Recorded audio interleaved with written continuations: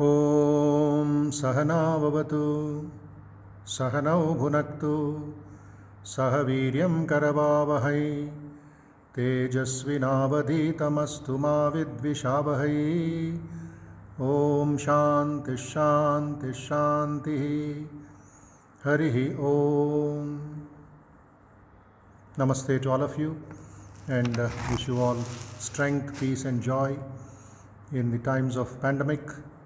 Still lockdown is in process with a lot of restrictions, as all of you know, and we are all trying to share some good ideas, positive ideas with the youth and with young professionals all over the country through the media and through these YouTube short recordings, receiving good feedback and good time for us to think differently, place our priorities in a proper perspective, and start studying Swamiji's teaching, studying Vedanta, studying our traditions in a much brighter and purposeful way. So in these few episodes, I would like to share with you a few discoveries which Swami Vivekananda had made in 1893 onwards till he left his body in 1902. In that 8.5 years of intense traveling all over the world. And before that, please remember that his travels of nearly 4.5 years through the length and breadth of this country.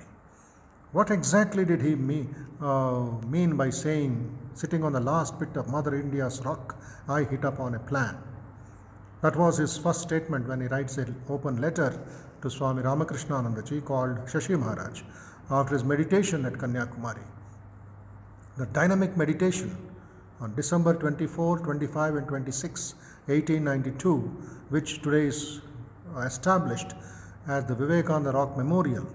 There Vivekananda sees the past of India, the present of India and the future of India. Past was so great, so wonderful, so pure, so pleasant, a teacher of the world, a Jagat Guru literally, and thanks to the invasions and occupations and the atrocities created by different races on India, by the different kingdoms on India, let it be the Portuguese, let it be the Dutch, be the French, the Mughals, and that went on for nearly 700 years. Then finally comes the East India Company, converting it into the British Empire, making India a colony of the British Empire. So that also till 1947. And what did we achieve? What did we lose? What was our greatness? Why that decadence? Why that slavery? Why lack of faith? Lack of respect for our own culture and scriptures? These were all going on in Swamiji's mind as he traveled and observed and learned as a deep student of Indian history. Then later he visualizes the Mother India is ready, waiting. On our shoulders lies the future of India. And he said the future will be greater because we are the children of Mother India.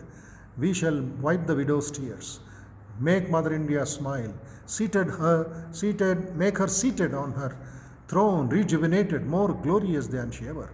These are not just inspiring quotes or just emotional utterances of Swamiji. These are to be worked out. That is our responsibility. How to carry that ancient tradition forward is our responsibility through colleges, through institutions, personal or social, family or the nation. So the questions that I would just place before you are, don't we already have a philosophy with us? Should we import time and again something from outside? Have we grasped the importance of the message of Swami Vivekananda? Have we not got a philosophy which is revolutionary, which is kind of inspiring spiritually to our young men? Have we not got a philosophy which can help the people in solving their day-to-day problems? A farmer can become a better farmer, a student a better student, an executive a better executive, a doctor a better doctor. Do we not have a concrete plan for it? Have we not got a philosophy which can uplift the poor into the higher levels of intellectuality and spirituality? All these questions were going on in Swamiji's mind, and he himself had asked these questions. All these you would get in his lectures from Colombo to Almora, 25 lectures which he gave in India for Indians, and we have to work it out. They're actually made a beautiful survey, beautiful research on this by the great scholars, by the great monks of the Ramakrishna order in the past, which I'm just placing them in the present times. So I request all of you to go into this in detail, make your personal study, and study that letters of Vivekananda, study the lectures of Vivekananda, and sometimes the talks which Swami Vivekananda had with Sharat Chandra Chakrabarti, with Pramada, with so many other disciples of his, which is a separate book called The Talks with Swami Vivekananda, Swami Shishya Samvad in Bengali. Again, reread, recast, reorient ourselves, revise our own love for these teachings and put them into practice. 6 discoveries which Vivekananda had, we shall work it out in these few episodes in the future. Thank you very much. Namaste. May Vivekananda bless all of us. Om Shanti Shanti Shanti Harihi Om Tat Sat.